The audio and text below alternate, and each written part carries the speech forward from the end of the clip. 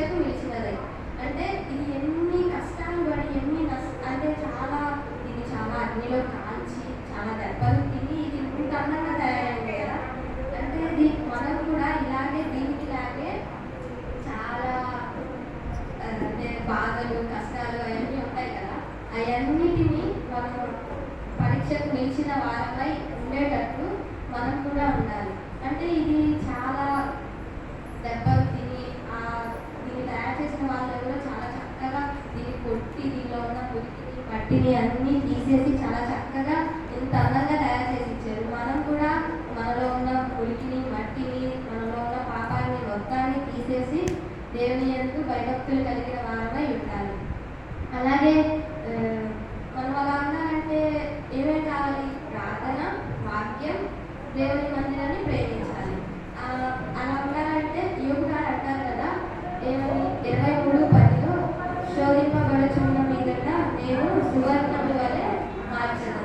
అంటే దీనికి 2 పేర్లు. ఏమని? సువర్ణము, అపరంజి. బంగారము అని బైబిల్లో 139 సార్లు ఉంది. ఎన్నిసార్లు? 139 సార్లు. అలాగే పేతురు గారు కూడా అంటారు, నశించిపోవు సువర్ణము అగ్ని పరీక్షల వలన శుద్ధిపరచబడుతుంది కదా. అంటే చాలా పరీక్షలను దాటి ఇది ఇంత అందంగా మన చేతిలోకి వచ్చింది. రెండవదిగా చూసినట్లయితే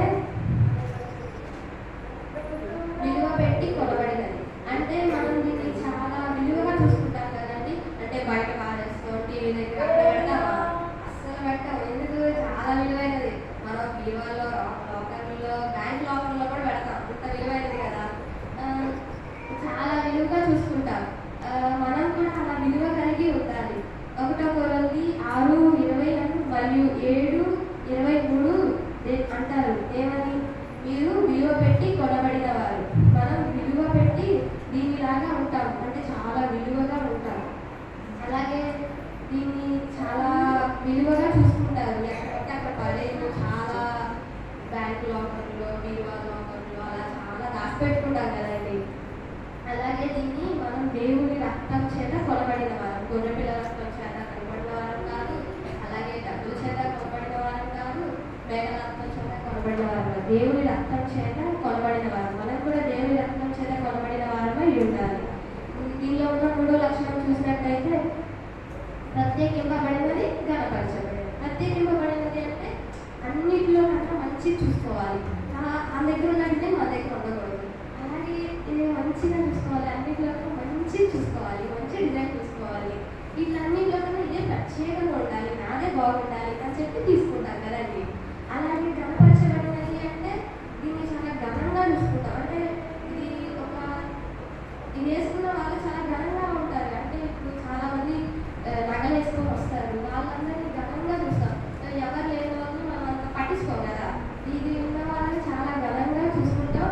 అలాగే మంచిగా ప్రేమిస్తాం, వాళ్ళతోనే ఉండాలనుకుంటాం. ఎందుకు? ఇది ఘనంగా ఉంది. మనం కూడా ఘనంగా ఉండాలి. అలాగే ప్రత్యేకంగా ఉండాలి. అందరిలో కన్నా మనమే ప్రత్యేకంగా ఉండాలి. ఇప్పుడు ఎవరన్నా ఒక అమ్మాయి ఎందుకు అనుకోండి, అమ్మాయి చూసి చాలా మంచిది, ఆ సిస్టర్ చాలా రేట్ అన్నది అనుకుంటారు. లేదంటే అలా అనుకోవాలి. మనం ఎవరైనా బ్రదర్ ఎందుకంటే ఆ బ్రదర్ చూసి చక్కగా చేయించారు, అందరితో మంచిగా ఉంటారు, అలా అనుకోవాలి. అదే ఎవరైనా ఎందుకంటే అమ్మాయ అని చెప్పి అలా అనుకోకూడదు.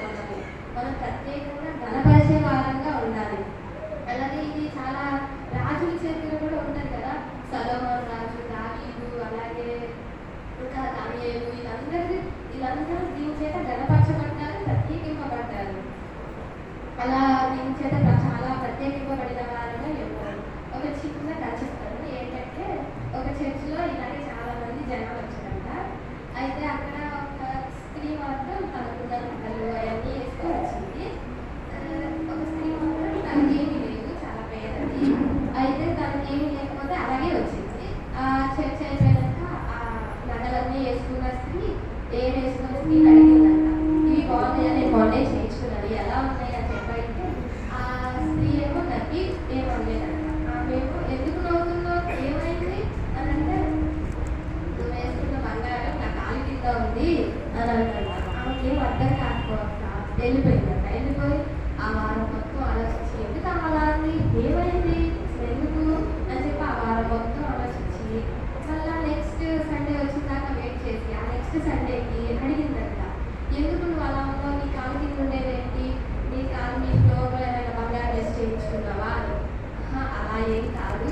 దేవుడు నాకు పరలోక రాజ్యంలో బంగారు వీధులలో తిప్పుతాడు, బంగారు రోడ్ల మీద తిప్పుతారు.